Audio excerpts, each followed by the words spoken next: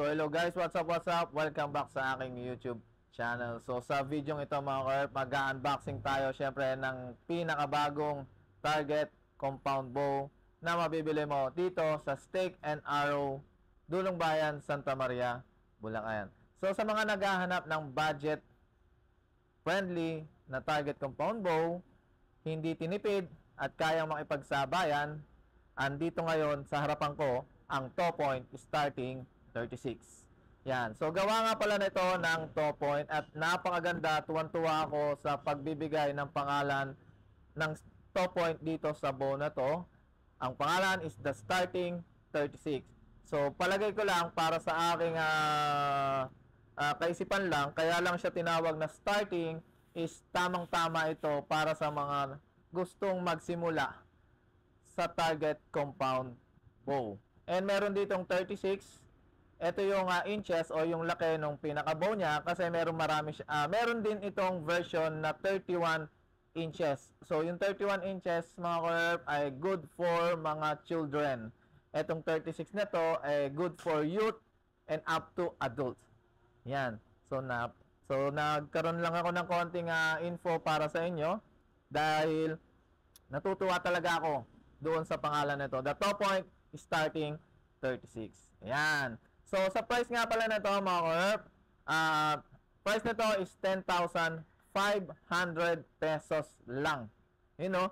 So, pag binuksan mo to, pag nahawakan mo to, pag na-shoot mo to, hindi siya pakiramdam na 10,500 pesos.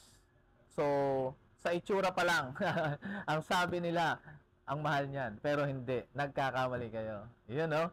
Yan. So, ano pa hinihintay natin? Siyempre, excited na akong buksan itong Towpoint starting 36. So, napakarami natin ditong inihanda. Itong mga boxes nga pala nito ay iba-iba ang kulay. Pero ang una kong bubuksan sa inyo mga ka-herp yung order ko. Order natin talaga to. Yung tortoise. Maraming available na kulay. Meron tayo nito tortoise. Merong orange. Merong blue. Merong pink. Merong black, merong green, and merong red. Sa sobrang dami mga ka-herp, muntik ko nang ipagpalit yung kulay. Muntik ka na talaga. Ayan. So, tortoise ang una kong bubuksan. Pero, bubuksan din natin yung iba para makita nyo yung kulay nila. Ayan. So, pagbukas syempre, naka-bubble wrap yung pinaka-bowl lang niya. Ayan. So, save natin to for last. Yung pinaka-bow. Ang makikita natin dyan, bukod sa bow, yung grip tape. So, pwede mo lagyan ng grip tape. Optional to kung nasa sa'yo yun. Pero ako, palagay ko, gagamitin ko to. Sayang eh. Yan. And Allen wrench para sa pag-adjust ng draw weight. Adjustable kasi ang draw weight ng ating Towpoint starting 36. Kung hindi ako nagkakamali, from 16 pounds to 60 pounds ang kanyang draw weight. So, kung sa tingin mo, hindi mo kaya yung 60 pounds, adjust mo lang ng counterclockwise yung tiller bolt, gagaang na siya. Ako kasi, palagay ko, mga 50 pounds lang ang kaya ko. Yan. Mapupunit na yung muscle natin. Eh, syempre, yung kanyang manual. Wag na wag kakalimutang basahin yung manual. Nandito lahat ng mga sagot sa katanungan ninyo tungkol dito sa bow na to. Ayan. Siyempre, yung ating bow. Ito, ayan. So, naka-bubble wrap siya para safe na safe. So, ang ganda niya mga ka-herp. Na-inlove talaga ako sa kulay nito. Tortoise, oh. Yan. And, meron siyang foam, siyempre, para dun safety ng ating cams. You know, nakakita nyo naman. Napakaganda ng kulay ng ating tortoise. Woo! Nakapag-compound na ako. Ayan. So, specifications nga pala nito mga ka-herp, nakasulat na dito. Ayan, pag nakita nyo. Pero sasabihin ko na rin sa inyo mga ka-herp, IBO rate niya is up to 320 FPS. Axle to axle, 36 inches. Ano yung axle to axle? Yung ito, yung tornilyo dito, mula dito, hanggang dito, 36 inches. Yan.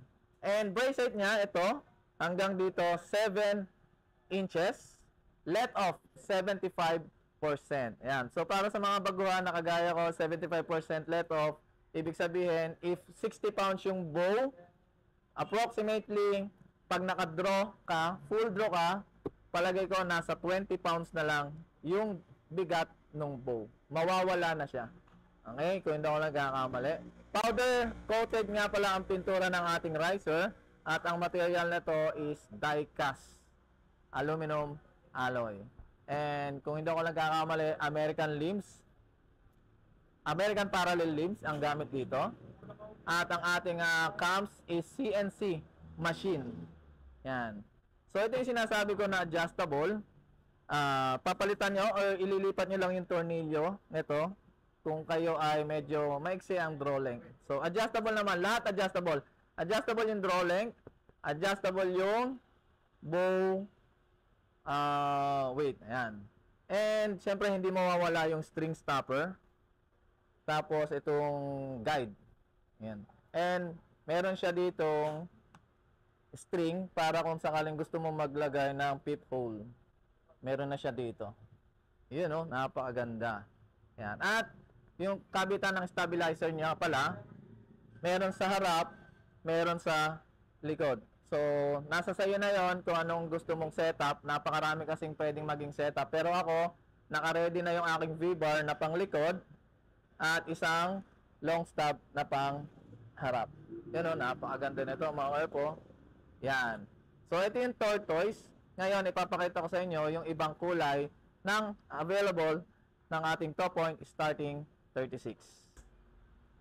So, ayan mga curves, yung mga available na color ng ating top point starting 36. Ayan. So, counting chismis lang mga curve.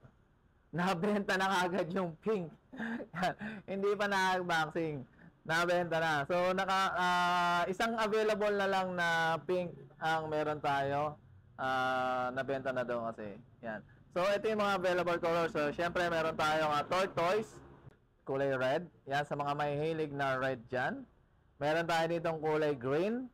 Meron tayo ditong kulay black, yung pink, yung red, and blue.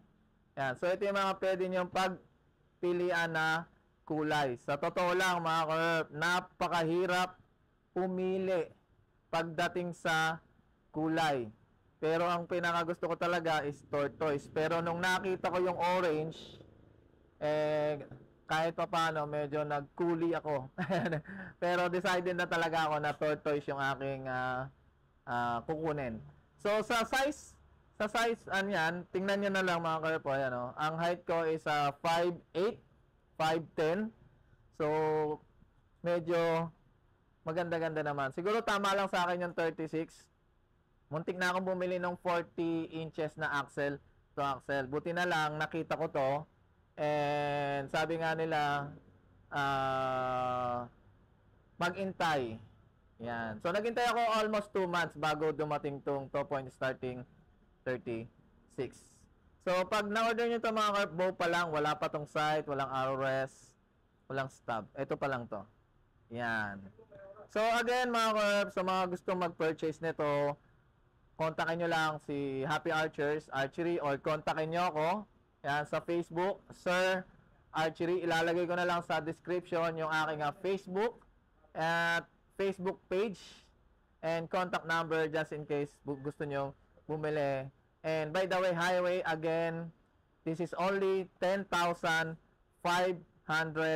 pesos. Ses only. Yan. So, hanggang dito na lang mga Corp. Sana may nabudol ako sa inyo. Ayan, joke lang. Sana nagustuhan nyo ang aking video at sana may natutunan kayo. And see you on the next video or see you on the archery range. Bye-bye!